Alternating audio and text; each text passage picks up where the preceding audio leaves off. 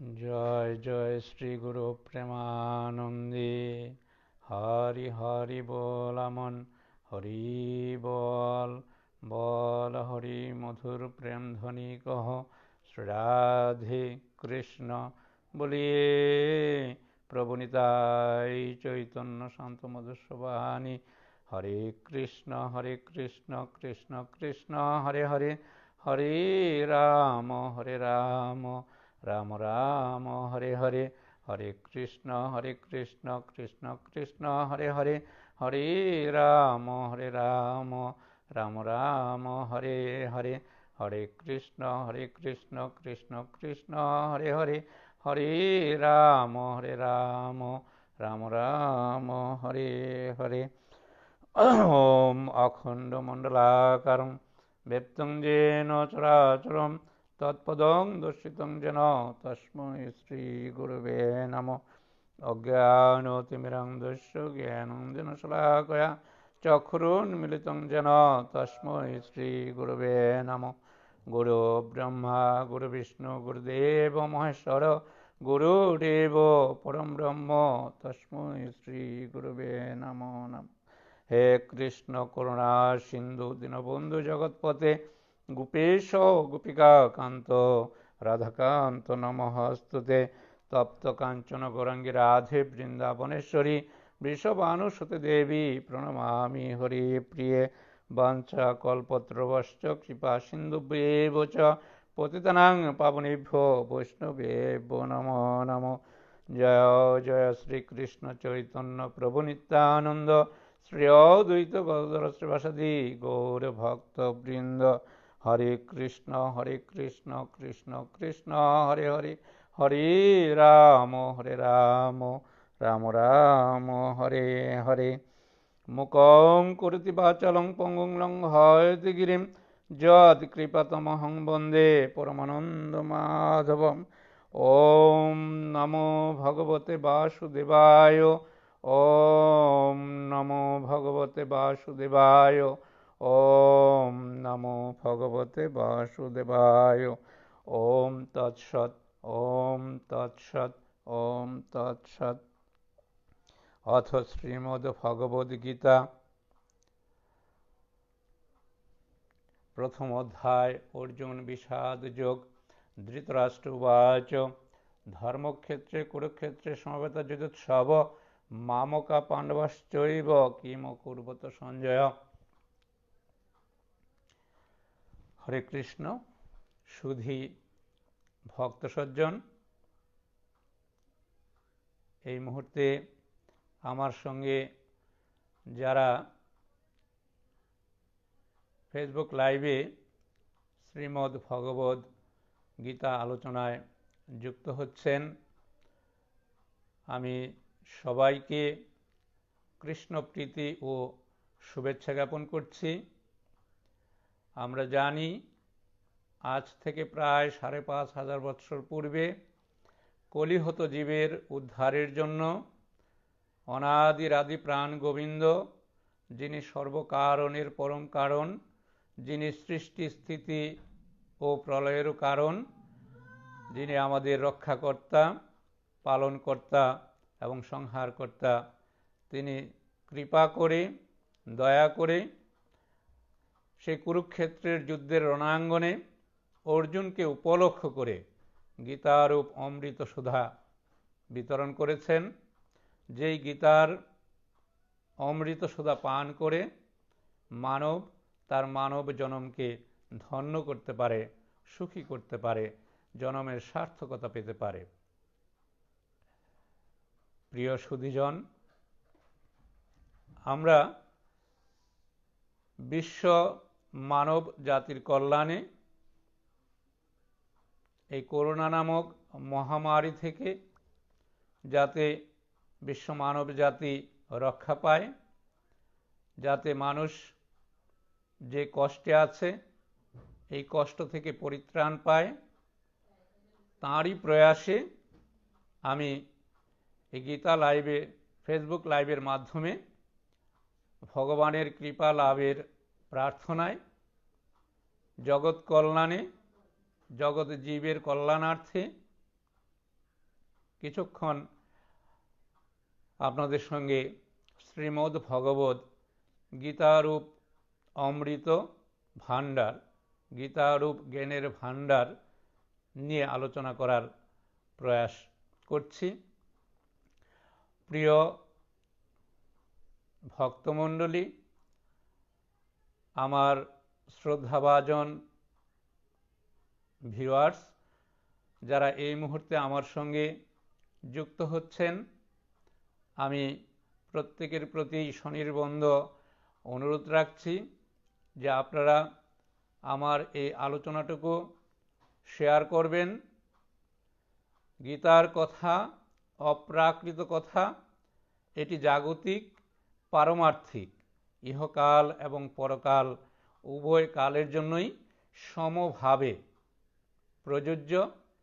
কারণ ইহকাল এবং পরকাল উভয় কালেই মানব কল্যাণে এই গীতা সমানভাবে ফলপ্রদ। আমরা যারা আজকের এই হরিবাসরে, আমরা জানি আজকে একটি পুণ্যময় তিথি, একাদশী তিথি, হরিবাসর, এটি শ্রী বিষ্ণু পর্ব দিবস। এই দিবসে যারা গীতার আলোচনা করে, যারা গীতা শ্রবণ করে, গীতায় ভগবান শ্রীকৃষ্ণ বলেছেন তাদের এই সময়টুকু, এই আলোচনাটুকু, এই শ্রবণটুকু, এই শ্রবণের যে পুণ্য, সেটি অক্ষয়। এটি কখনোই ক্ষয় হবে না, এটি অক্ষয় হয়ে ইহকাল পরকাল উভয় কালের জন্যই সেই ফলের ঝুলিতে জমা হয়ে থাকবে। প্রিয় ভাজন, যারা আমার সঙ্গে এই মুহূর্তে যুক্ত আছেন, আমি প্রত্যেককেই বলছি, আমরা যারা শুনছি গীতার কথা, যে বলছি, বক্তা, শ্রোতা এবং এই গীতার প্রচারক প্রত্যেকেই ভগবানের অত্যন্ত প্রিয়। ভগবান গীতা ব্যাখ্যাতা, গীতার শ্রোতা এবং গীতার প্রচারকারীকে যতটুকু পছন্দ করেন বা ভগবানের কাছে যতটুকু প্রিয়, এমন প্রিয় আর অন্য কোনো কাজে ভগবান হন না, ভগবানের প্রিয় হতে পারেন না। তাই যারা গীতার আলোচনা করে এবং যারা গীতা শ্রবণ করে, উভয়ই ভগবানের প্রিয় পাত্র। আমরা জীবনের অনেক সময় পার করে ফেলছি, হেলায় হেলায় জীবন অতিক্রম করছি।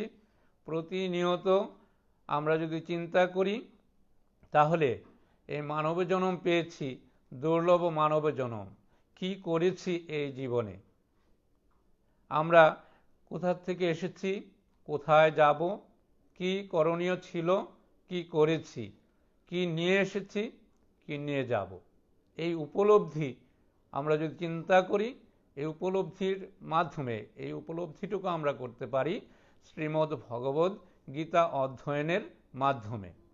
কারণ গীতা হচ্ছে জ্ঞানের ভাণ্ডার, গীতা হচ্ছে মুক্তির পথ, গীতা হচ্ছে আমাদের চোখ উন্মিলনের পন্থা।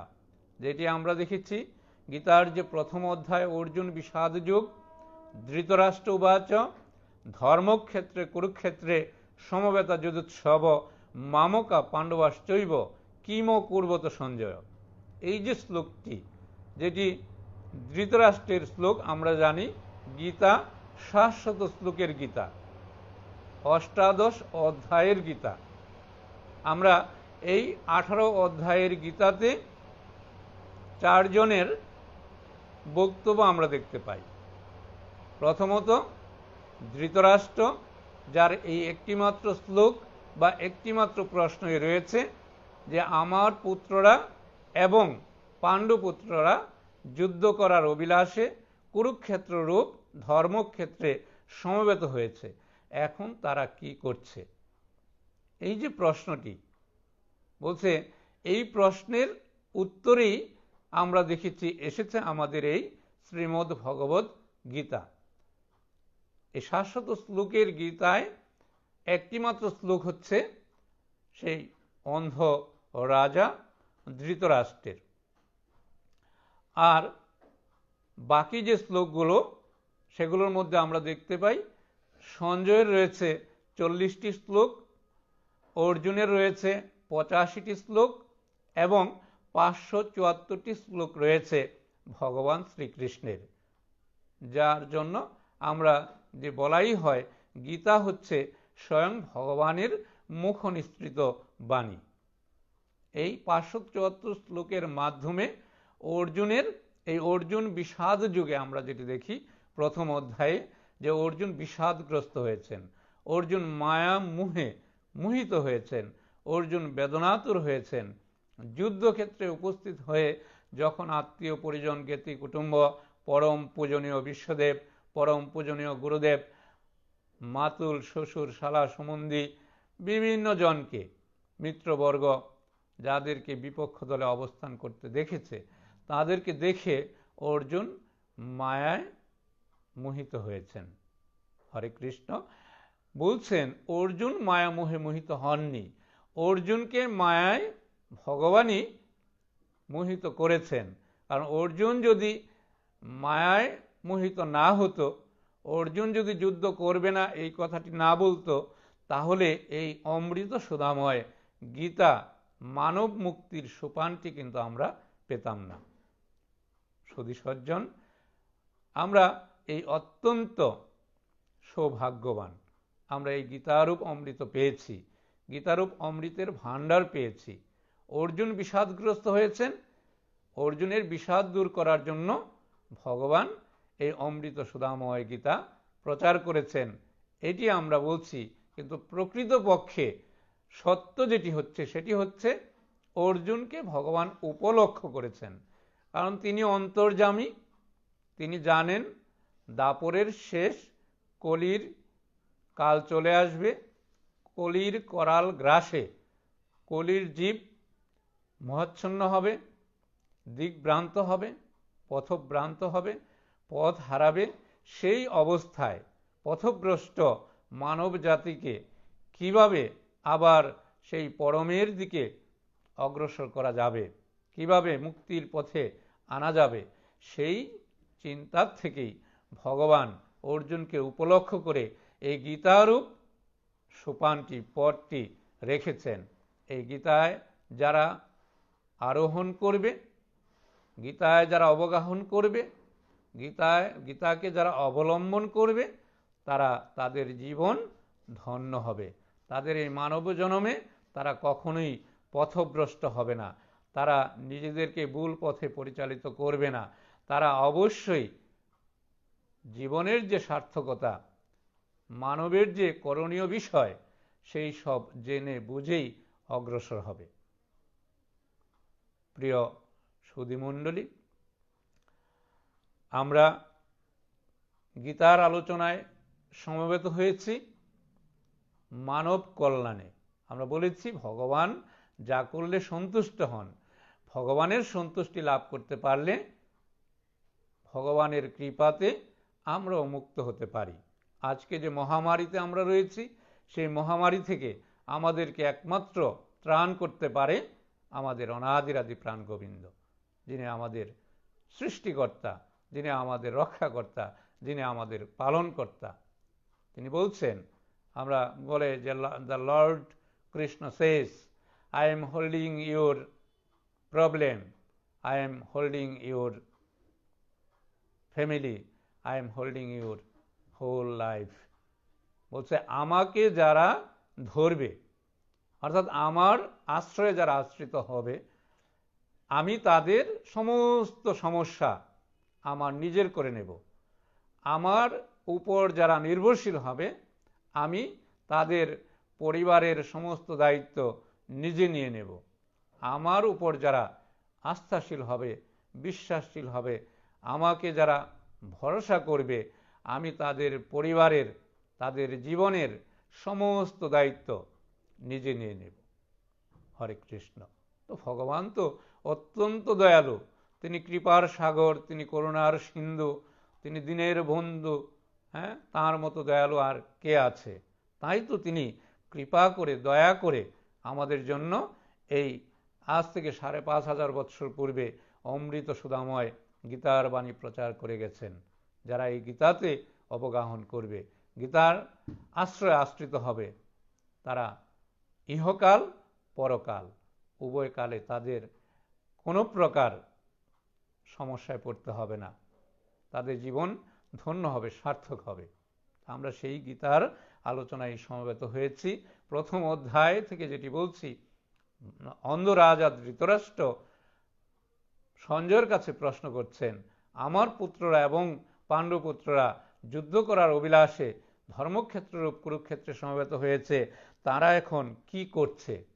আমরা দেখেছি এই প্রশ্নের উত্তরে সঞ্জয় বলতে শুরু করেছেন, প্রিয় সুধী ভক্তমণ্ডলী, আপনারা সবাই জানেন যে সঞ্জয় ছিল গুরু কৃপা অন্তর্দৃষ্টিপ্রাপ্ত, গুরু কৃপায় দিব্য দৃষ্টিপ্রাপ্ত, যে কুরুক্ষেত্রের যুদ্ধের ময়দানে কি হচ্ছে, কি ঘটছে, কি হবে, কি কথোপকথন হচ্ছে, সমস্ত কিছু হস্তিনাপুরের রাজসভায় বসে দেখতে পারত, শুনতেও পারত। আমরা তখন এই কথাগুলো মনে হতো অনেকটা যে এটি কি করে সম্ভব। হস্তিনাপুরের রাজসভা থেকে কুরুক্ষেত্রের যুদ্ধের ময়দানের দূরত্ব প্রায় ৩০০ মাইল, যে এত দূরে অবস্থান, সেখান থেকে সেখানে কি হচ্ছে, কি ঘটছে, সেটি কি করে সঞ্জয়ের পক্ষে বলা সম্ভব? এটি কখনোই সম্ভব নয়। কিন্তু আজকে আমরা যদি দেখি, আজকের এই বিজ্ঞানের যুগে আমি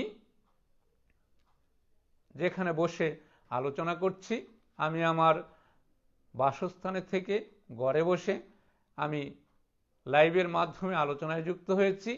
আজকে আমার এই লাইভে হয়তো আমার বন্ধুবর্গ সুদূর আফ্রিকাতে আছে, সেখান থেকে দেখতে পাচ্ছে আমাকে, আমার কথা শুনতেও পাচ্ছে। আমার রিলেটিভস অস্ট্রেলিয়াতে রয়েছে, আমেরিকাতে রয়েছে, নিশ্চয়ই তারা সেখান থেকে দেখার সুযোগ পেয়েছে এবং আমার কথা শুনছে। তাহলে বিজ্ঞান আজকে যেটি প্রমাণ করেছে বা যেই সুযোগটি তৈরি করে দিয়েছে, এই সুযোগটি কিন্তু আমাদের ধর্মবেত্তা যারা ছিল, মনি ঋষি যারা ছিল, তারা এই জ্ঞান অর্জন বা এই পথ অবলম্বন আজ থেকে এই হাজার হাজার বৎসর পূর্বে তারাও করতে পেরেছে। তারা সেই জ্ঞান দান করার মাধ্যমে, সেই জ্ঞানের মাধ্যমেই আমরা দেখতে পাই ব্যাসদেব মুনি সঞ্জয়কে কৃপা করেছেন। সেই কৃপায় সঞ্জয় কুরুক্ষেত্রের যুদ্ধের ময়দানের সমস্ত কিছু স্বচক্ষে অবলোকন করতে পেরেছেন এবং ধৃতরাষ্ট্রের কাছে সেটি বর্ণনা করবেন, তাই ধৃতরাষ্ট্র এই প্রশ্নটি করেছেন। আমরা দেখেছি এই প্রথম অধ্যায় অর্জুন বিষাদ যোগ, যেখানে অর্জুন যখন যুদ্ধক্ষেত্রে উপস্থিত হয়েছে, যুদ্ধে দুই পক্ষ যুদ্ধের জন্য প্রস্তুত। পঞ্চপাণ্ডব তার মিত্রপক্ষ একদিকে অবস্থান করেছে, অপরদিকে দুর্যোধনাদি ধৃতরাষ্ট্রের শতপুত্র পরম পূজ্যপাদ গুরুদেব দ্রোণাচার্য, পরম পূজ্যপাদ বিশ্বদেব বিপক্ষ দলে অবস্থান করেছে। আমরা জানি সেই পঞ্চ পাণ্ডবের পক্ষ অবলম্বন করেছেন অনাদিরাদি প্রাণ গোবিন্দ, যিনি আমাদের সৃষ্টিকর্তা, যিনি আমাদের পালনকর্তা, যিনি আমাদের রক্ষাকর্তা। আর সেই ভগবান শ্রীকৃষ্ণ অর্জুনের রথের সারথ্য গ্রহণ করেছেন। তিনি রথ চালিয়ে নিয়ে যুদ্ধক্ষেত্রে উপস্থিত। আমরা দেখছি গীতায় ভগবান শ্রীকৃষ্ণ হচ্ছেন পার্থ সারথী, অর্থাৎ অর্জুনের আরেকটি নাম হচ্ছে পার্থ। সেই পার্থের সারথী হয়েছে, অর্জুনের সারথী হয়েছেন ভগবান শ্রীকৃষ্ণ কুরুক্ষেত্রের যুদ্ধের রণাঙ্গনে। বলছে আমরা যদি বলি আমাদের এই যে জীবন রথ, এই রথের সারথী কে? আমাদের জীবন রথের সারথী হচ্ছেন আমাদের এই প্রাণ গোবিন্দ, অনাদিরাদি প্রাণ গোবিন্দ, যিনি আমাদের সৃষ্টিকর্তা ভগবান শ্রীকৃষ্ণ, তিনি আমাদের এই জীবন রথকে পরিচালনা করছেন।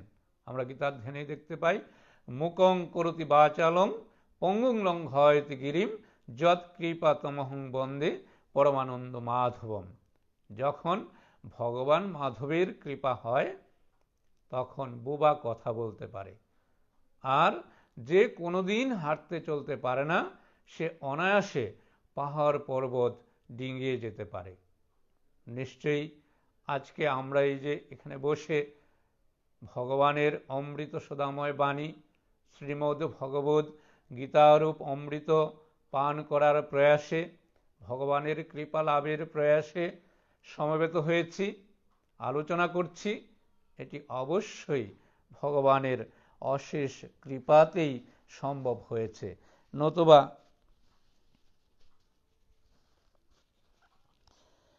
আমাদের পক্ষে ভগবানের এই কথা আলোচনা করা, আস্বাদন করা, বর্ণনা করার কোনো ক্ষমতা আমাদের নেই। তিনি দয়ালু, তিনি দয়া করছেন, তাঁর কৃপাতে, তাঁর দয়াতেই আলোচনায় যুক্ত হয়েছি। প্রিয় সুধী, যেটি বলছিলাম, যখন কুরুক্ষেত্রের যুদ্ধের রণাঙ্গনে উভয় সেনাদল মুখোমুখি অবস্থানে, আমরা গীতার প্রথম অধ্যায় অর্জুন বিষাদ যোগ, সেখানে দেখতে পাই অর্জুন ভগবানকে অর্থাৎ রথের সারথীকে বলছেন, হে কৃষ্ণ, আমি কার সঙ্গে যুদ্ধ করতে এসেছি সেটি আমি একবার দেখতে ইচ্ছা করি। অর্থাৎ কাদের সঙ্গে আমাকে যুদ্ধ করতে হবে, আমার বিপক্ষে কারা আছে, কারা এই দুরাচারী দুর্যোধনের পক্ষ অবলম্বন করেছে, কারা জীবনের মায়া ত্যাগ করে আমাদের বিপক্ষে, ন্যায়ের বিপক্ষে, ধর্মের বিপক্ষে, অধর্মের পক্ষে, অন্যায়ের পক্ষে, যে দুরাচারী দুর্যোধন, ব্যভিচারী দুর্যোধন, যে অন্যায়কারী দুর্যোধন তার পক্ষ অবলম্বন করেছে, আমি তাদেরকে একবার দেখে নিতে চাই। ভগবানের কাছে অর্জুন যখন এই প্রার্থনাটি করেছেন, হে কৃষ্ণ, তুমি দয়া করে, কৃপা করে আমাকে তোমার এই রথটি, আমার এই রথটি এমন একটি জায়গায় নিয়ে স্থাপন করো যেখান থেকে আমি উভয় সেনাদলকে দেখতে পাব। ভগবান তিনি রথের সারথি, অর্জুনের অভিব্যক্তি অনুযায়ী, প্রার্থনা অনুযায়ী এই দিব্য রথটি উভয় সেনাদলের মাঝখানে এমন একটি স্থানে নিয়ে স্থাপন করলেন, স্থাপন করে বললেন, হে অর্জুন, নাও, দেখে নাও, তোমার সম্মুখে যারা আছে তারা তোমার বিপক্ষের, আর তোমার পশ্চাতে যারা আছে তারা তোমার পক্ষে। অর্থাৎ তোমার সামনে যারা, তারা তোমার বিপক্ষে যুদ্ধ করার জন্য এখানে এসেছে, আর তোমার সঙ্গে, তোমার পক্ষে যারা এসেছে তারা তোমার পশ্চাতে রয়েছে। আমি এমন জায়গায় রথটি স্থাপন করেছি যেখান থেকে তুমি উভয় সেনাদলের সবাইকে দেখে নিতে পারো। অর্জুন যখন প্রথমেই সম্মুখ পানে তাকিয়েছে, প্রথমেই দেখতে পেয়েছে পরম পূজনীয় বিশ্বদেব, পাশেই দেখতে পেয়েছে পরম পূজনীয় গুরুদেব, পাশে রয়েছে পরম পূজনীয় আত্মীয়বর্গ, জ্ঞাতি কুটুম্ব, প্রত্যেকেই অর্জুনের এই পঞ্চ পাণ্ডবের বিপক্ষে অবস্থান করে যুদ্ধের ময়দানে এসে উপস্থিত হয়েছে। অর্জুন যখন বিশ্বদেবকে বিপক্ষ দলে অবস্থান করতে দেখেছে, গুরুদেবকে দেখেছে, আত্মীয় রাজন্যবর্গ মিত্রপক্ষ যারা অতীতে ছিল তাদেরকেও বিপক্ষ দলে অবস্থান করতে দেখেছে, অর্জুনের মনে মায়ার আবির্ভাব হয়েছে। হায়, আমি কি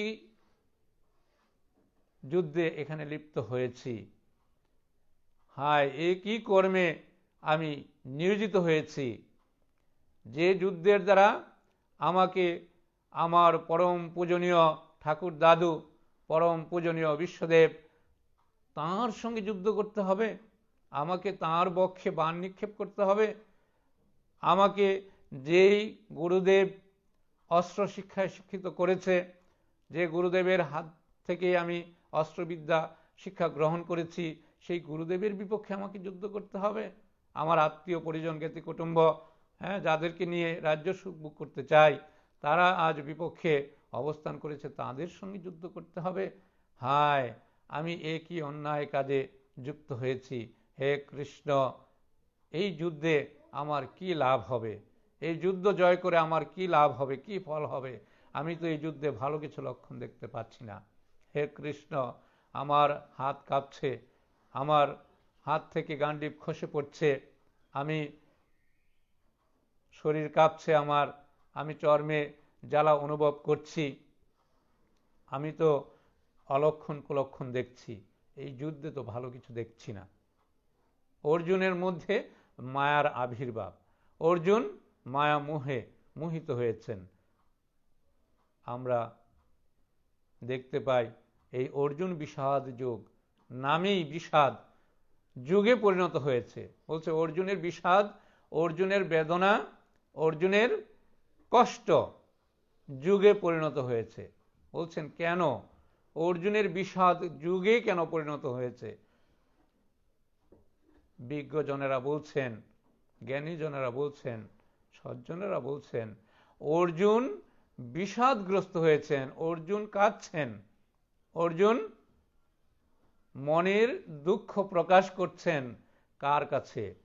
জগৎ পালনকর্তা যিনি, যিনি এই সৃষ্টির রক্ষক, যিনি আমাদেরকে সৃষ্টি করেছেন, যাঁর চরণের শরণ নিলে জীবের জীবন মুক্তি হয়, অর্জুন তাঁর কাছে অর্জুনের মনের কষ্টের কথা প্রকাশ করেছেন, দুঃখের কথা প্রকাশ করেছেন। প্রকৃত জায়গাতেই অর্জুন তার মনোভাব ব্যক্ত করেছেন। অর্জুন বেদনাতুর হয়েছেন, বিষাদিত হয়েছেন। অর্জুনের এই বিষাদটি তাই যুগে পরিণত হয়েছে। কারণ আমরা যতই মায়া কান্নায়, মায়ার জগতে বিভিন্ন জনের কাছে মনের কষ্ট প্রকাশ করি, দুঃখ যন্ত্রণা ভোগ করি, বিভিন্ন সময় সেগুলো প্রকাশও করে থাকি, কোথায় সেগুলো তো যুগে পরিণত হয় না। বলছে অর্জুনের এটি যুগে পরিণত হয়েছে, কারণ অর্জুন অনাদিরাদি গোবিন্দের কাছে তার মায়াটি প্রকাশ করেছেন, মনের কষ্টটি প্রকাশ করেছেন, দুঃখটি প্রকাশ করেছেন, তাই সেটি যুগে পরিণত হয়েছে। হরে কৃষ্ণ। আমরা জানি যা আমরা যদি আমাদের মনোভাব, আমাদের মনের কথা, মনের কষ্টের কথা, মনের ব্যথা আমরা যদি আমাদের প্রাণের কাছে, প্রাণ গোবিন্দের কাছে প্রকাশ করতে পারি, অবশ্যই ভগবান আমাদের কথা শুনবেন। তিনি আমাদের কথা শুনেন, তিনি আমাদের কথা রক্ষা করেন। কারণ ভগবান সর্বদাই আমাদের সহায় হন, আমাদের সঙ্গে তিনি সবসময় যুক্ত আছেন, কারণ তিনি রয়েছেন আমাদেরই মাঝে। বলছে ও ভাই, খুঁড়লে ভুবন পাবি না সে ধন, জ্ঞানের নয়ন ফুটলে না পড়ে, বাহিরেতে খুঁজলে তারে যায় না দেখা যুগান্তরে। যে যুগ যুগ ধরে খোঁজা যাবে, যুগ যুগ ধরে খুঁজে সেই অমূল্য ধন, অমূল্য রতন পাওয়া যাবে না, যদি না অজ্ঞানতার অন্ধকার থেকে আমরা নিজেদেরকে মুক্ত করতে পারি। আর সেই অজ্ঞানতার অন্ধকার থেকে আমাদেরকে মুক্ত কে করেন? সেই ব্যবস্থা ভগবান রেখেছেন, এই গীতাতেই রেখেছেন।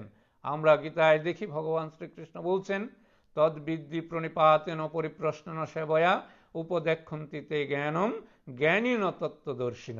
অর্থাৎ তোমরা জগতে তত্ত্বদর্শী গুরুর শরণ নিবে, গুরুর চরণ ধরবে, গুরুর আশ্রয়ে আশ্রিত হবে, তবে এই গুরুদেব তোমাদেরকে অজ্ঞানতার অন্ধকার থেকে মুক্ত করবে। আমরা কিন্তু দেখতে পাই গুরুর ধ্যানে অজ্ঞানতিমিরান্ধস্য জ্ঞানং যেন শলাকয়া চক্ষুরুন্মিলিতং যেন তস্मै শ্রী গুরুবে নমঃ। গুরুদেব আমাদেরকে কি করেন? জ্ঞানরূপ শলাকা দিয়ে অজ্ঞানতার অন্ধকার থেকে আমাদেরকে মুক্ত করেন, আমাদেরকে জ্ঞানের পথে, সৃষ্টির স্রষ্টার পথে পথ দেখান, সঠিক পথ দেখান। আমরা যেন পথভ্রষ্ট না হই, সেদিকে অগ্রসর হতে পারি, সেই ব্যবস্থা করেন। এইটি ভগবান শ্রীমদ্ ভগবদ গীতায় দেখিয়ে গেছেন। বলছে গীতা গ্রন্থ হচ্ছে এমনই একটি গ্রন্থ যিনি সর্বগ্রন্থের সার। গীতা হচ্ছে সর্বগ্রন্থের সার গ্রন্থ, এবং যা আছে এই বিশ্ব ব্রহ্মাণ্ডে তার সবই রয়েছে গীতারূপ ভাণ্ডে। যা আছে বিশ্ব ব্রহ্মাণ্ডে তার সবই রয়েছে গীতারূপ ভাণ্ডে। আবার ভগবান বলছেন যা আছে এই বিশ্ব ব্রহ্মাণ্ডে তার সবই রয়েছে আমাদের এই দেহরূপ ভাণ্ডে। অর্থাৎ এই দেহের মাঝে সমস্ত কিছু রয়েছে, দেহের মধ্যেই সব আছে। আমরা এই দেহকে যদি জানতে পারি, দেহ তত্ত্ব নিয়ে যারা আলোচনা করে, দেহ তত্ত্বকে নিয়ে যারা রিসার্চ করে, দেহ তত্ত্বকে নিয়ে যারা ধ্যান করে, তারা এটি অনুধাবন করতে সক্ষম হয় যে এর মধ্যেই রয়েছেন সব। আমরা দেখতে পাই ভগবান রয়েছেন আমাদেরই মধ্যে, আমাদের সঙ্গে। কোথায়? পরমাত্মা রূপে আমাদের প্রত্যেকের মাঝে। তাই তো বলছেন নারদীয় পুরাণে আমরা দেখতে পাই, নারদীয় সংবাদে, যেখানে ভগবানকে প্রশ্ন করেছিল যে ভগবান, হে নারায়ণ, তুমি কোথায় থাকো? তোমাকে কোথায় গেলে নিশ্চিতভাবে পাওয়া যাবে? তখন ভগবান বলছিলেন, হে নারদ, নাহং তিষ্ঠামি বৈকুণ্ঠে যোগিনাম হৃদয়ে নচ যত্র গায়ন্তি মদ ভক্তা তত্র তিষ্ঠামি নারদ। হে নারদ, আমি তো বৈকুণ্ঠে থাকি না, যোগীদের হৃদয়েও থাকি না। যেখানে আমার ভক্তগণ আমার নাম গুণাগুণ কীর্তন করে, আমি সেখানে ভক্ত হৃদয়ে অবস্থান করি। ভগবান ভক্ত হৃদয়ে বাস করেন, অর্থাৎ প্রত্যেকের মধ্যে তিনি রয়েছেন আমাদের সঙ্গে। তাই তো যে সারা জীবন এই পৃথিবীকে খুঁড়ে ফেললেও, ভুবন খুঁড়ে ফেললে, খুঁজে ফেললে তাকে পাওয়া যাবে না, যতক্ষণ পর্যন্ত না জ্ঞানের নয়ন উন্মিলিত হয়, প্রস্ফুটিত হয়। তাই এই জ্ঞাননেত্র প্রস্ফুটিত করার জন্য আমাদের দরকার সাধু সঙ্গ, আমাদের দরকার ভক্ত সঙ্গ, আমাদের দরকার সৎসঙ্গ, সদ্গুরুর চরণ বন্দনা করা, সদ্গুরুর চরণ ধরা। তবেই আমাদের এই জ্ঞাননেত্র উন্মিলিত হবে এবং আমরা সঠিক পথে পৌঁছতে সক্ষম হব। আজ অর্জুন সেই জগৎগুরু, যিনি অনাদিরাদি প্রাণ গোবিন্দ, যিনি সর্বকারণের পরম কারণ, তাঁর চরণের শরণ নিয়েছে, তাঁকে বন্দনা করেছে, হে কৃষ্ণ, আমি কি করব, কি আমার করা উচিত, আমি বুঝতে পারছি না, আমি অজ্ঞ, আমি অধম, আমাকে তুমি পথ দেখাও, কোন পথে গেলে আমার জন্য মঙ্গল হবে। আমি তো দেখছি এই যুদ্ধে আমার কুলক্ষয় হবে, এই যুদ্ধে আত্মীয় বধ হবে, এই যুদ্ধে আমার গুরুজনদের বধ করতে হবে। এতে তো আমি পাপ দেখতে পাচ্ছি। এ থেকে মুক্তির কি পথ, এ থেকে উদ্ধারের কি পথ? এই শ্রীমদ্ ভগবদ গীতার প্রথম অধ্যায় অর্জুন বিষাদ যোগ, এই অধ্যায়ে 46টি শ্লোকের মধ্যে আমরা কিন্তু দেখতে পাই ভগবান শ্রীকৃষ্ণ কোনো কথাই বলছেন না, শ্রোতারূপে শুনছেন। ভগবান শ্রোতা, বক্তা ধৃতরাষ্ট্র, বক্তা হচ্ছে সঞ্জয়, বক্তা হচ্ছে অর্জুন। শ্রোতা ভগবান বলছেন, প্রথমে শুনেছেন ভগবান অর্জুনের মনের কথা বুঝেছেন, বলতে শুরু করেছেন শ্রীমদ্ ভগবদ গীতার 2য় অধ্যায় সাংখ্যযোগ 2য় শ্লোক। সেখান থেকে আমরা সেখানে দেখতে পাই শ্রীমদ্ ভগবদ গীতা 2য় অধ্যায় সাংখ্যযোগ। শ্রী ভগবান উবাচ কুতস্থা কৌশলমিদম বিষমে সমুপস্থিতম অনার্যজুষ্টম অস্বর্গম অকীর্তিকর্মর্জুন ক্লৈবং মাসকম পার্থ নৈতত্তর্য পদ্ধতে ক্ষুদ্রং হৃদয় দুর্বলং ত্যক্ত তিষ্ঠ পরন্তপ। অর্জুনকে ভগবান শ্রীকৃষ্ণ প্রশ্ন করেছেন, হে অর্জুন, কোথা থেকে তোমার মনে এই ভাব আসলো? কোথা থেকে তোমার মনে এই মায়ার আবির্ভাব হলো? এই যে যুদ্ধক্ষেত্রে আমরা সমবেত হয়েছি, এই কুরুক্ষেত্ররূপ যে যুদ্ধক্ষেত্র, যে স্থানটিকে ধর্মক্ষেত্র বলা হয়েছে, প্রথম শ্লোকেই ধৃতরাষ্ট্র যেটি বলেছেন, আমার পুত্রগণ এবং পাণ্ডবপুত্রগণ যুদ্ধ করার অভিলাষে কুরুক্ষেত্ররূপ ধর্মক্ষেত্রে এসে সমবেত হয়েছে। এই ক্ষেত্রে আমরা হঠাৎ করে তো চলে আসিনি, এই যুদ্ধক্ষেত্রে আমরা হঠাৎ করে আসিনি। এই যুদ্ধ যাতে না হয় আমরা অনেক চেষ্টা করেছি।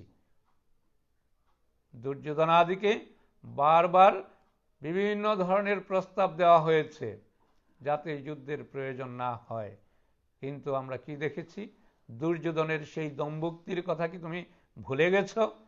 দুর্যোধন যে বলেছিল, বিনা যুদ্ধে নাহি দেব সূচাগ্র মেদিনী, অর্থাৎ যুদ্ধ ছাড়া সূচের অগ্রভাগ রাখার জন্য যতটুকু মাটির প্রয়োজন সেইটুকু দিতে সে রাজি নয়। তাহলে আমরা কি এই যুদ্ধ হঠাৎ করে নিয়ে এসেছি, অন্যায়ভাবে শুরু করেছি? না, এই যুদ্ধটি অনিবার্য।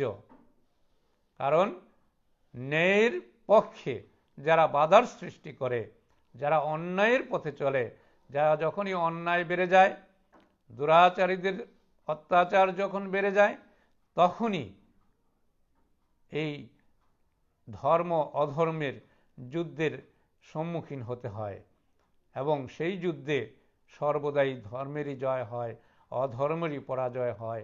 এটি তো আমরা গীতার পরবর্তীতে দেখতে পাব, যেখানে ভগবানই বলেছেন, হে অর্জুন, যদা যদা হি ধর্মস্য গ্লানির্ভবতি ভারত অভ্যুত্থানম অধর্মস্য তদাত্মনম সৃজন্মহম পরিত্রাণায় সাধুনাং বিনাশায় চ দুষ্কৃতাম ধর্ম সংস্থাপনার্থায় সমবামি যুগে যুগে।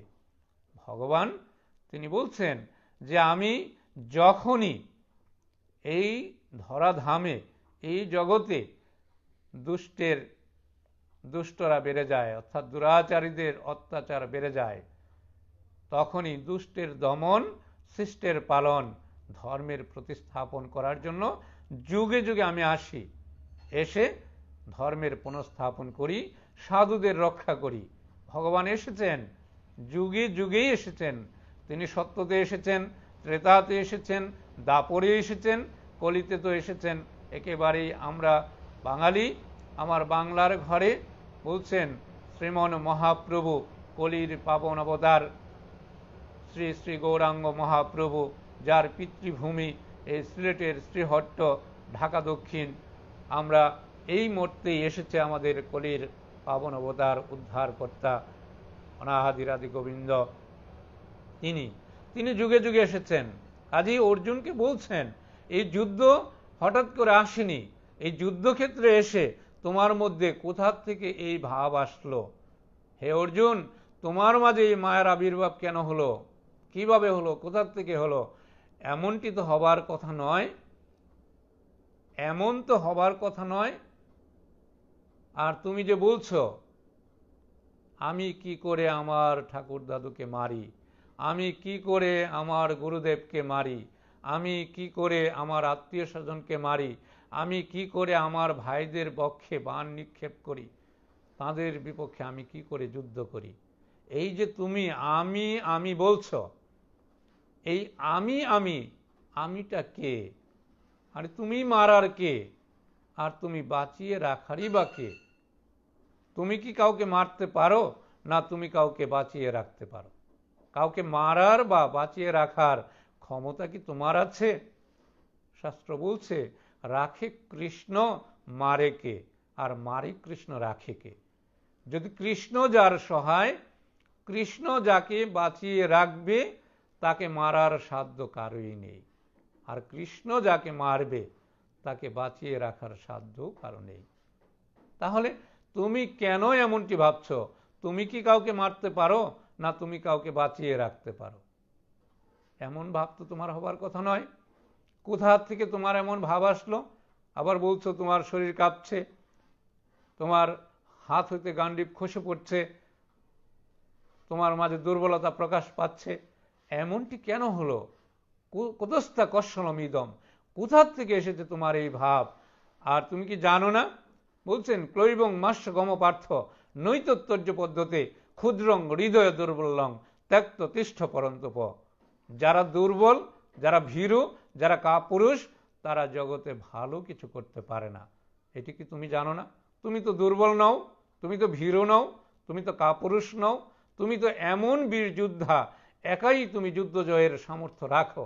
তাহলে আজ কেন তোমার মধ্যে এই ভীরু ভাব আসলো, এই দুর্বলতা আসলো? এটি কোথার থেকে এসেছে, কেন এসেছে? ভগবান এটি জানতে চেয়েছেন। আবার ভগবান বলছেন, হে অর্জুন, এই যে তুমি বলছো তুমি মারবে, তুমি কি করে মারবে? তুমি কি এটি জানো না? ন তেবাহং জাত নাশং ন তমনেমে জনাধীপা ন চৈবন ভবিষ্যাম সর্বে বয়ম অতপরম দেহিন হস্মিং যথা দেহে কৌমারং যৌবনং জরা তথা দেহান্তর প্রাপ্তি ধীরস্তত্র ন মুজ্জতি। এটি কি তুমি জানো না? এখানে আমি তুমি আমরা যারা আছি, আমরা প্রত্যেকেই এই ধরাধামে এসেছি, পূর্বেও ছিলাম, এখন আছি, পরেও থাকব। অর্থাৎ আমরা পূর্বেও এসেছি, এখানে যারা আছি শুধু এবারের জন্মটি নয়, আমরা জন্ম জন্মান্তর পাড়ি দিয়ে এসেছি এখানে। সেই পূর্ব জন্মের কথা তুমি ভুলে গেছ। এখানে যারা আছে তারা সবাই ভুলে গেছ, আমি তো ভুলিনি। মানুষ যেমন বলছে দেহিন হস্মিং যথা দেহে কৌমারং যৌবনং জরা, মানুষ যেমন ছোট থেকে আস্তে আস্তে বড় হয়, একসময় বৃদ্ধ হয়ে মৃত্যুর কোলে ঢলে পড়ে, তেমনি আত্মাও এক দেহ থেকে অন্য দেহে দেহান্তরিত হয়ে যায়। যারা জ্ঞানী, যারা পণ্ডিত, যারা বিজ্ঞজন, তারা এই জন্য কোনো শোক করে না। এটি কি তুমি জানো না? এটি তো তোমার জানা। তুমি তো অজ্ঞানী নও, তুমি তো ভীরু নও।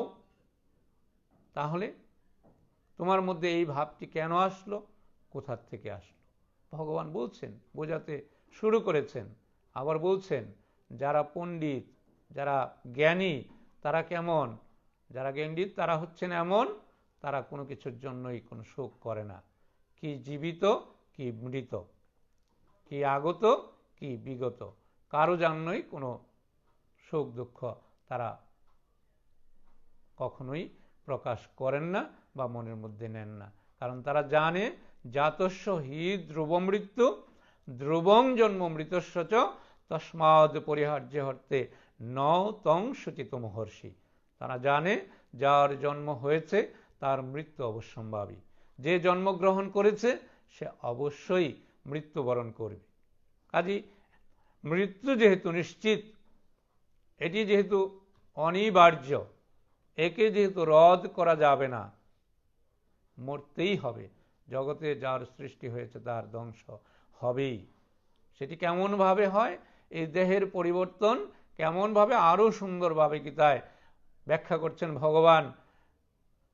তিনি দেখাচ্ছেন যে আমাদের এই দেহের পরিবর্তন কিভাবে হয়।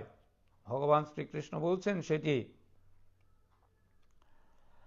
যে আমরা যেমন নতুন বস্ত্র পুরাতন হলে এই নতুন বস্ত্রটি ত্যাগ করি, পুরাতন বস্ত্রটি ত্যাগ করি, তদ্রূপ আত্মাও যখন এই দেহ পুরাতন হয়ে যায় তখন এই পুরাতন দেহ ছেড়ে আরেকটি নতুন দেহ ধারণ করে। আমরা যেমন পুরাতন বস্ত্র ত্যাগ করে নতুন বস্ত্র পরিধান করি, আত্মাও তেমন একটি পুরাতন দেহ ছেড়ে নতুন আরেকটি দেহ ধারণ করে নেয়।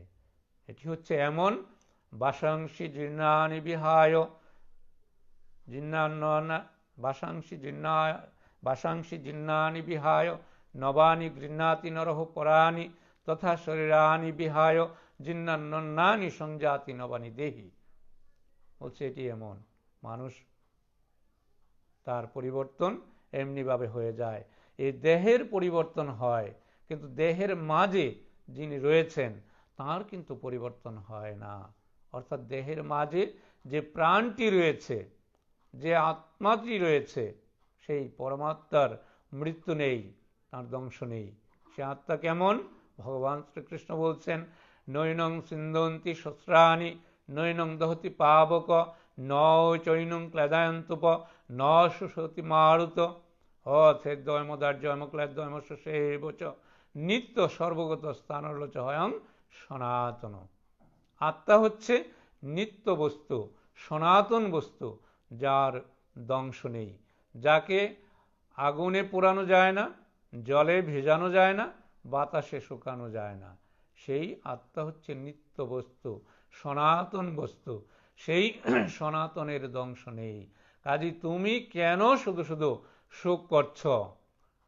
এই শোক তোমার শোভা পায় না। হে অর্জুন, উঠো, তুমি যুদ্ধের জন্য প্রস্তুত হও। এখানে অন্যায়কে প্রতিহত করতে হবে, ন্যায়ের প্রতিষ্ঠা করতে হবে, অধর্মকে পরাজিত করতে হবে, ধর্মের জয় করতে হবে, নতুবা জগতে তো ধর্ম থাকবে না।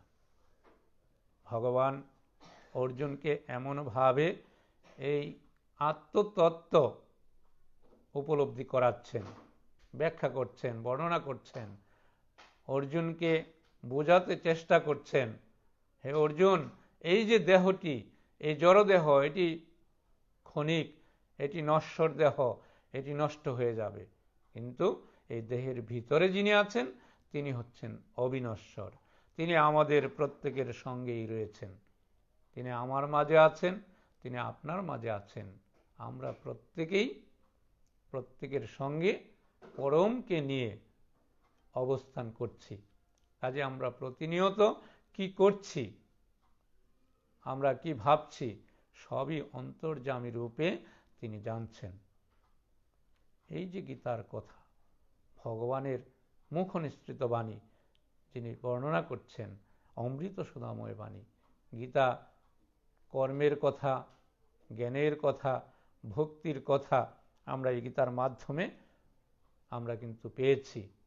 জ্ঞানীরা গীতার মাধ্যমে জ্ঞান আহরণ করতে পারে, কর্মীরা কর্মের প্রেরণা লাভ করতে পারে, এবং ভক্ত যারা, তারা ভক্তি পথের যে সন্ধান সেটি উপাদেয় গীতার মাধ্যমে পেতে পারে। এই গীতা ব্রহ্মময়। গীতা হচ্ছে মহাসমুদ্র, জ্ঞানের মহাসমুদ্র। এবং এই গীতায় বলছে, গীতাকে যারা অবলম্বন করে, গীতাকে যারা আশ্রয় করে, তারা অপ্রাকৃত শক্তি, অপ্রাকৃত সাহস, অপ্রাকৃত ক্ষমতা তারা লাভ করতে পারে, কারণ ভগবান সর্বদাই তাদের সহায় হন।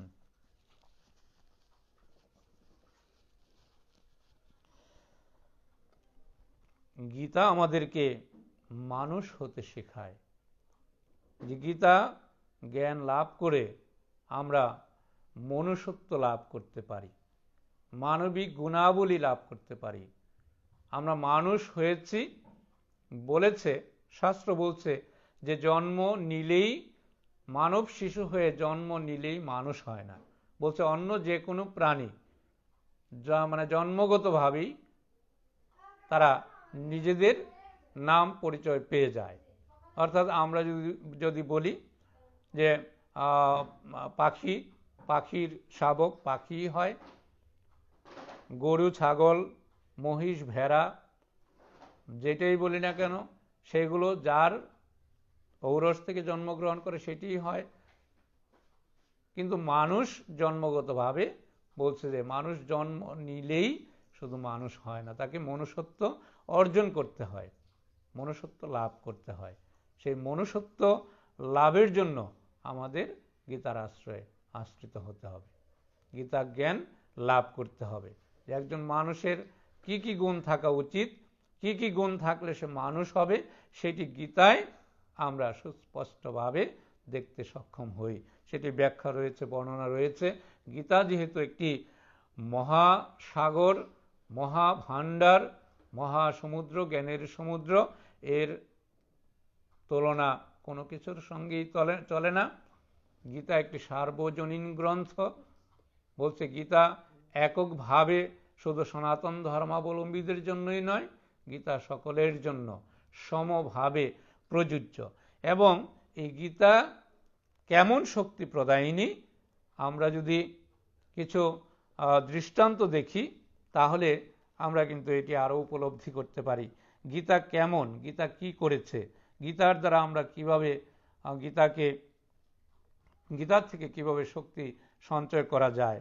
আমি একটি এখানে ইতিহাস থেকে একটু উদ্ধৃতি দিচ্ছি যে ভারতীয় স্বাধীনতা আন্দোলনের ইতিহাসে প্রথম শহীদ দামোদর হরি চাপেকার। প্রিয় সুধীজন, ভক্তজন, আপনারা বিজ্ঞজন, অত্যন্ত প্রাজ্ঞ এবং আপনারা জ্ঞানী, নিশ্চয়ই ইতিহাস নিয়ে যারা চর্চা করেন, ইতিহাস নিয়ে যারা গবেষণা করেন, তারা অবশ্যই সেটি জানেন। এই ভারতীয় উপমহাদেশ থেকে ব্রিটিশদের তাড়ানোর জন্য আমরা জানি যে বিপ্লব হয়েছিল, স্বাধীনতার জন্য যে সংগ্রাম হয়েছে, যুদ্ধ হয়েছে, অনেকেই জীবন দান করেছে, অনেকের জীবন বলি দিয়েছে। সেখানে বলেছে ভারতীয় স্বাধীনতা আন্দোলনের ইতিহাসে প্রথম শহীদ দামোদর হরি চাপেকার, যিনি আমরা যে এই হরি চাপেকারের হাতে গীতা তুলে দিয়েছিলেন লোকমান্য তিলক। হাসতে হাসতে মৃত্যুবরণ করার মহতী প্রেরণা চাপেকার লাভ করেছিলেন গীতার কাছ থেকেই। কেমন কথা! আমরা এই উপলব্ধিটা যদি চিন্তা করি, এই যে দামোদর হরি চাপেকার, যিনি এই ভারতবর্ষের স্বাধীনতা সংগ্রামে প্রথম শহীদ, যে ফাঁসির ঝুলিতে ঝুলেছিল, ফাঁসির মঞ্চে যখন তাকে নিয়ে যাওয়া হয়েছিল, ইতিহাস বলছে তখনই তার হাতে একটি গীতা ছিল। সে গীতাকে হস্তছাড়া করেনি, সে গীতাকে হস্তে ধারণ করে ফাঁসির মঞ্চে যখন গিয়েছিল, সে ফাঁসির মঞ্চে উঠেছে, ফাঁসির রজ্জু তার গলে পরিয়ে দেওয়া হয়েছে, তখনও সেই গীতাটি রয়েছে দামোদর চাপেকারের হাতে। তাকে ফাঁসিতে ঝোলানো হয়েছে।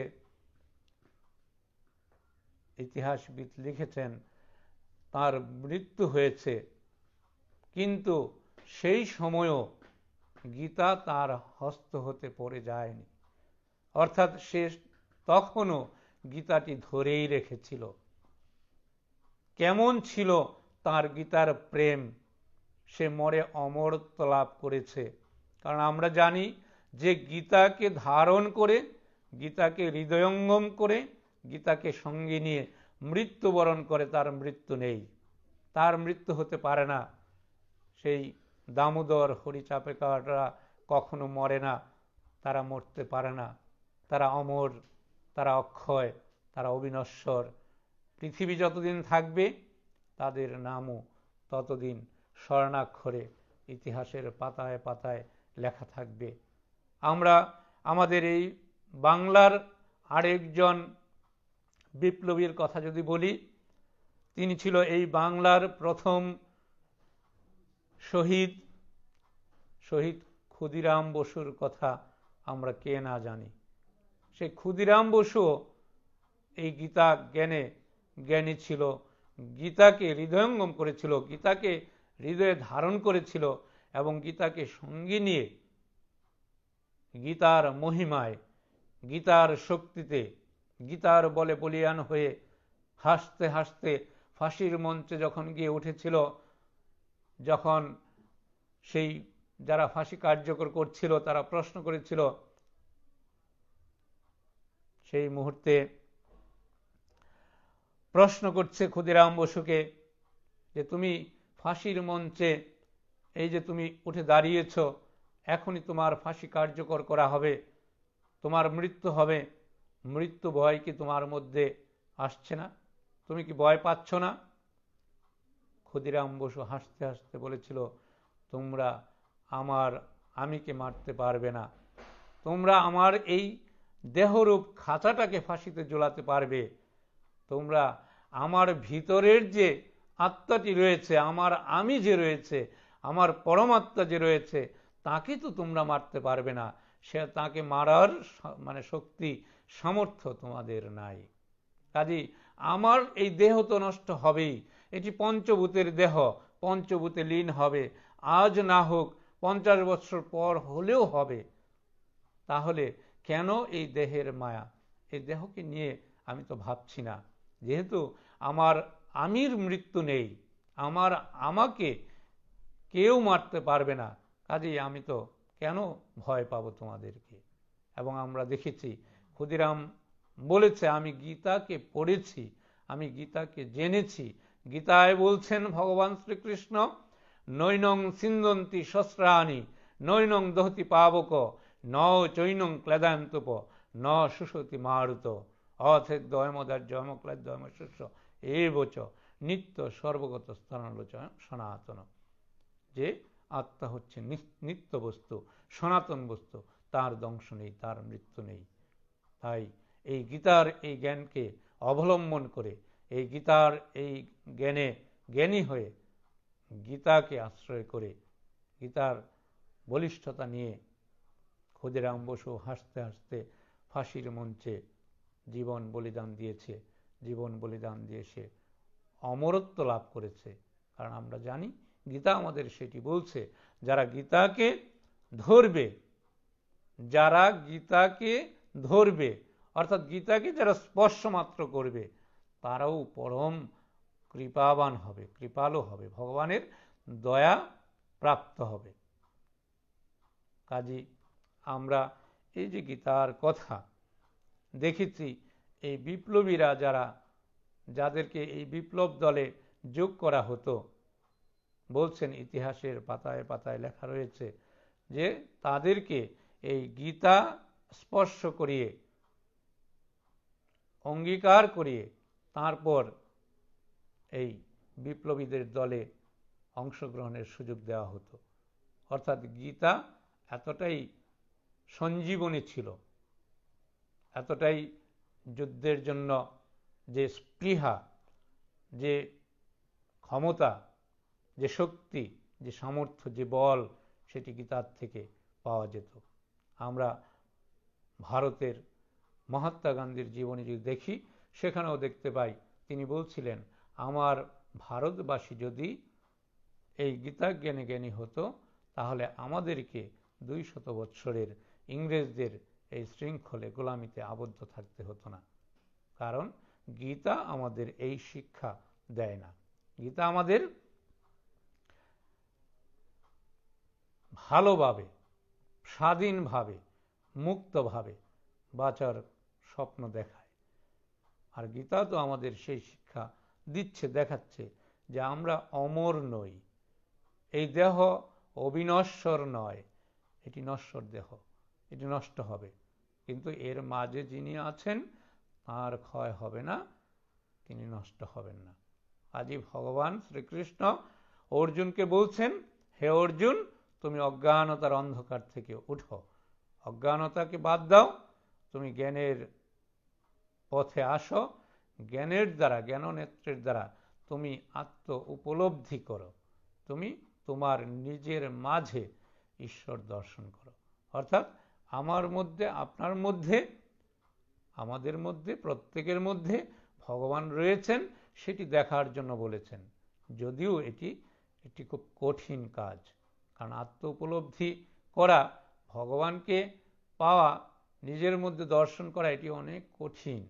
আমরা ত্রিকালজ্ঞ ব্রহ্মচারী শ্রী শ্রী লোকনাথ ব্রহ্মচারী বাবার জীবনী যদি দেখি, তাহলে সেখানে দেখতে পাই বাবা বলছেন যে আমি যাকে খুঁজেছি 90 বৎসর ব্যাপী, বনে জঙ্গলে পাহাড়ে পর্বতে হিমালয়ের বরফের উপরে বসে এত কষ্ট সহ্য করে যাকে খুঁজেছি, তাকে পেয়েছি আমারই মাঝে।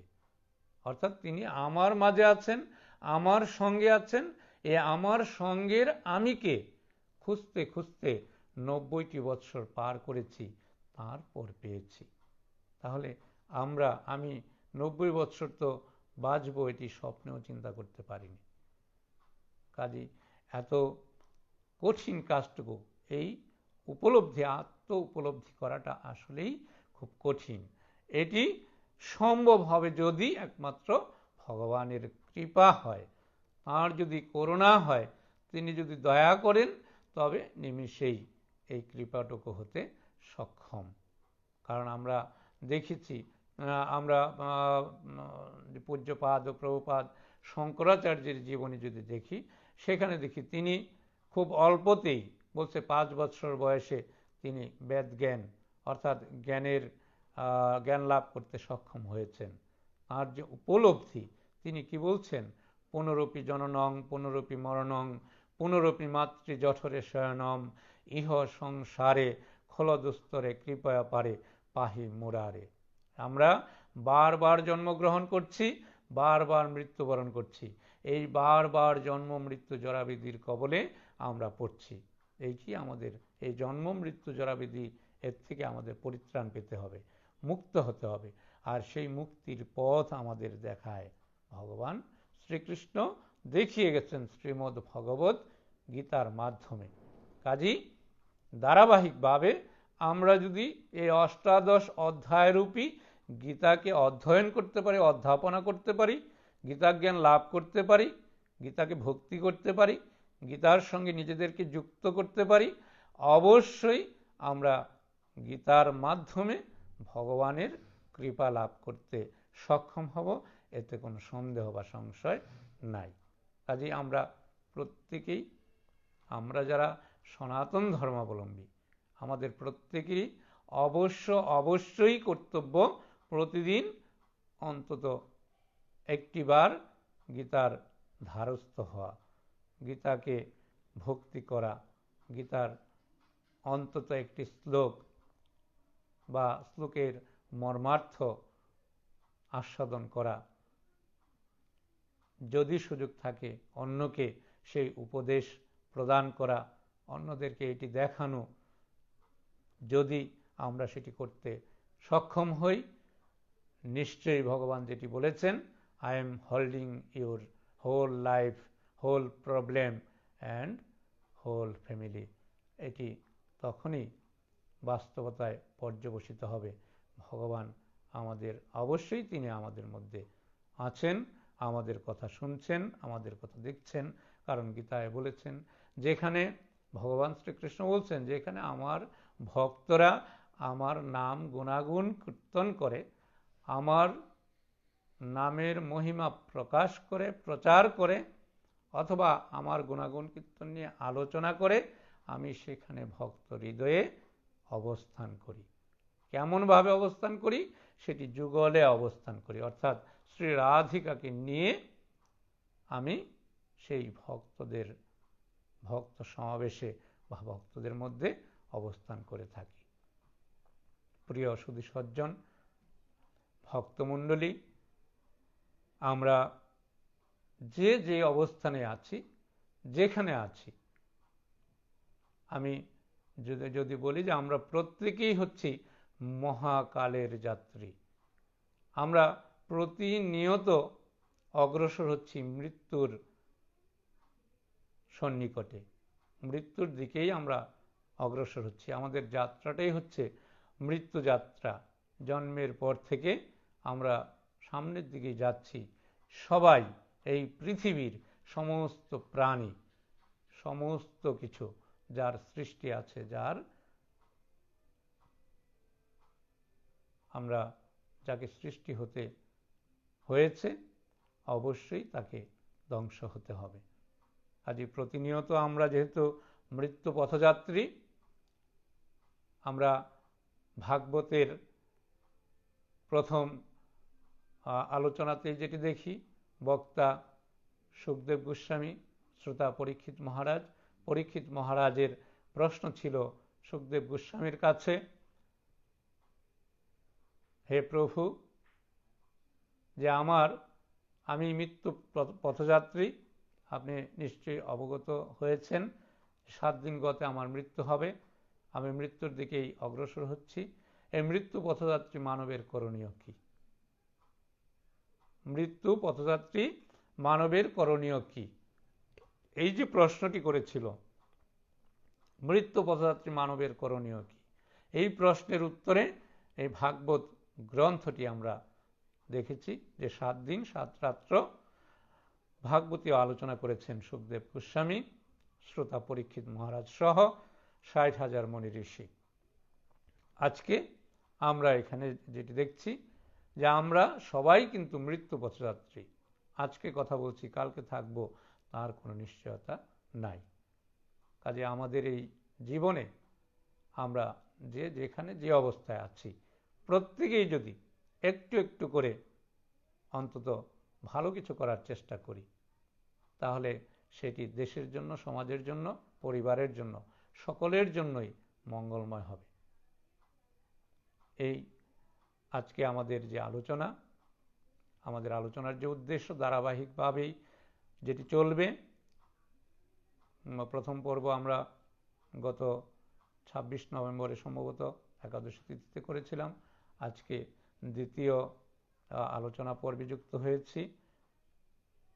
এই প্রয়াসটি অব্যাহত রাখার চেষ্টা অবশ্যই থাকবে। মানব জন্ম যেহেতু লাভ করেছি, এই জন্মকে সার্থক করতে হলে, যেহেতু মৃত্যুর দিকেই চলে যাচ্ছি, ধীরে ধীরে অগ্রসর হচ্ছি, কাজেই কিছুটা হলেও ভগবানের কৃপা লাভ করা যায় কিনা সেই প্রচেষ্টা এর মাধ্যমে করে যাওয়াটাই হচ্ছে উদ্দেশ্য। হরে কৃষ্ণ।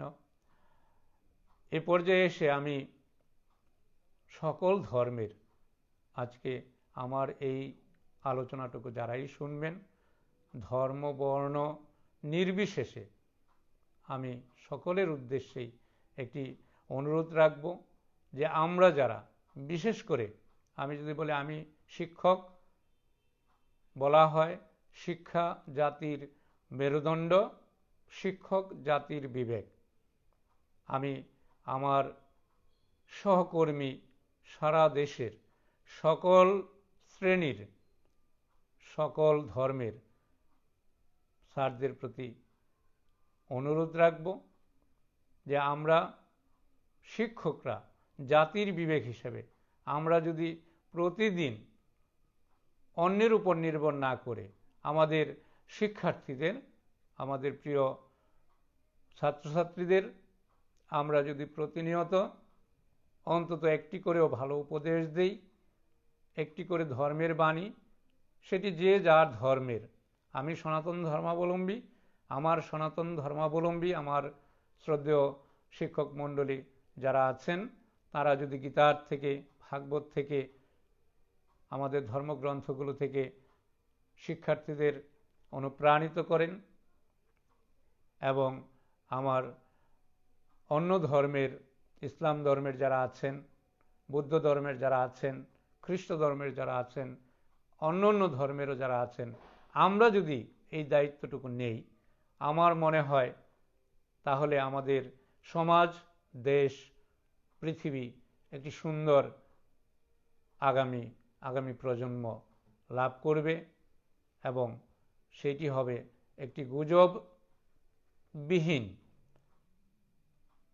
একটি নীতি নৈতিকতার সমাজ গঠিত হবে, এটি আমার বিশ্বাস। প্রিয় সুধীজন, শ্রদ্ধাভাজন আমার বিভিন্ন শিক্ষা প্রতিষ্ঠানের সহকর্মীবৃন্দ, সকলের প্রতি এবং আমার প্রিয় শিক্ষার্থীবৃন্দ, সবার প্রতি আমার সুনির্বন্ধ অনুরোধ, আমরা প্রত্যেকেই যেন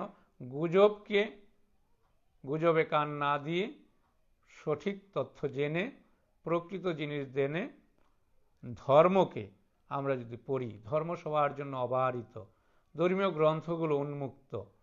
আমরা যে কোনো ধর্মের গ্রন্থ আমরা কিন্তু পড়ার সুযোগ পাই। আমাদের গীতা বলছে, গীতা বলাই হয় সার্বজনীন গ্রন্থ, অর্থাৎ এটি হিন্দু, বৌদ্ধ, খ্রিস্টান, জৈন সহ সবাই পাঠ করার সুযোগ রয়েছে, গীতাজ্ঞান লাভ করার সুযোগ রয়েছে। এমনিভাবে আমরা দেখি কোরআনের কথা সবাই শুনতে পারে, হাদিসের কথা সবাই শুনতে পারে, বেদ সবাই জানতে পারে, ত্রিপিটক সবাই পড়তে পারে, বাইবেল সবাই ইচ্ছা করলে পড়তে পারে। এখন সেই পড়ার সুযোগ রয়েছে, এবং প্রত্যেকটি ধর্মগ্রন্থে অনেক ভালো উপদেশামৃত রয়েছে, ভালো কথা রয়েছে। আমরা যদি সেই কথাগুলো মেনে চলি তাহলে দেশ থেকে, সমাজ থেকে কুসংস্কার, অন্ধকার, গুজব, হঠকারিতা এসব দূরীভূত হবে। এবং এই ভূমিকাটা আমরা শিক্ষক সমাজ যদি অগ্রদূতের মতো হাতে নেই, নিশ্চয়ই সমাজ সুন্দর হবে, দেশ সুন্দর হবে।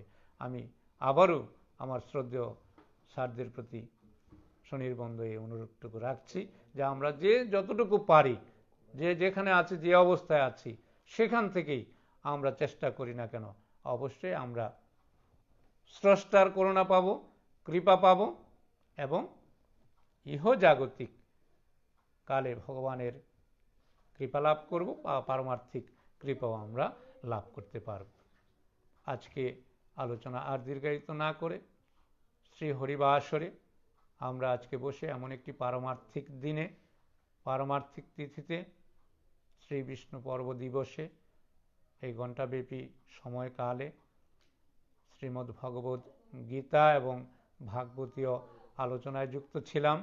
আমার সঙ্গে এতক্ষণ যারা যুক্ত আছেন, আমি প্রত্যেকেরই কৃষ্ণ কৃপা প্রাপ্তি কামনা করছি। এমনিভাবে আমরা যাতে ভগবানের কথামৃত আস্বাদন করার সুযোগ বারবার পাই, ভগবানকে স্মরণ করার চিন্তা যদি বারবার করতে পারি, ভগবান যেন আমাদের এই কৃপা করেন, এই কৃপা থেকে যেন কখনো বঞ্চিত না হই, এই প্রার্থনা রেখে এই করোনার মহামারী থেকে ভগবান আমাদের উদ্ধার করুক, আমাদের মুক্ত করুক, করোনা পরাজিত হোক, মানব জাতি জয়ী হোক, মানবের কল্যাণ হোক, বিশ্ব মানবতার জয় হোক, পৃথিবী আবার স্বাভাবিক কর্মময় জীবনে ফিরে আসুক।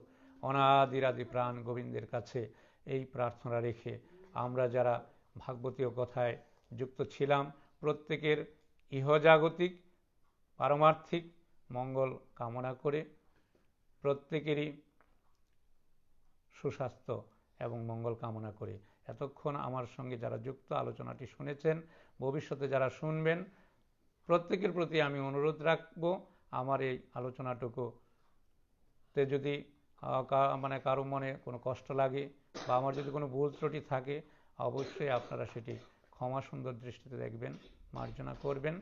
আর আমার এই আলোচনাটা যাতে অধিক সংখ্যক ভক্তবৃন্দ, আমার প্রিয় শিক্ষার্থীবৃন্দ, সহকর্মীবৃন্দ সহ ধর্মপথের অনুসারী যারা, তারা যাতে শোনার সুযোগ লাভ করতে পারে, সেই ব্যবস্থা করবেন। সবাই শেয়ার করবেন, কমেন্ট করবেন এবং কোনো কিছু জানার থাকলে প্রশ্ন করবেন।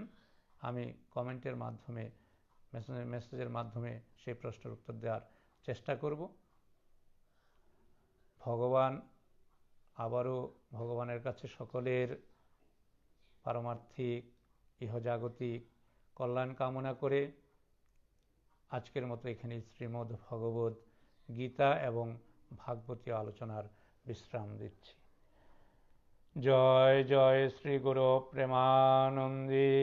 হরি হরি বল, আমন হরি বল, বল হরি মধুর প্রেম ধ্বনি কহ। শ্রী রাধে কৃষ্ণ বলে প্রভু নিতাই চৈতন্য শান্ত মধুর বাণী। হরে কৃষ্ণ কৃষ্ণ কৃষ্ণ হরে হরে, হরে রাম রাম রাম হরে হরে।